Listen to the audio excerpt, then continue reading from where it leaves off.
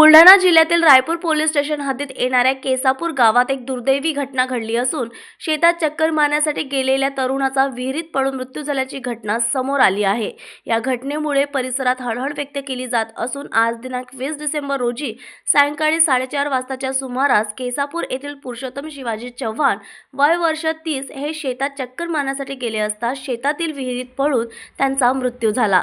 घटनेची माहिती मिळताच रायपूर पोलीस स्टेशनचे ठाणेदार निलेश सोळंके, एएसआय अनिल घाटे, राहुल जाधव व कळमकर यांनी तात्काळ घटनास्थळी धाव घेतली। गावकऱ्यांच्या मदतीने मृतदेह विहिरीतून बाहेर काढून शवविच्छेदनासाठी जिल्हा सामान्य रुग्णालय बुलढाणा येथे पाठविण्यात आला।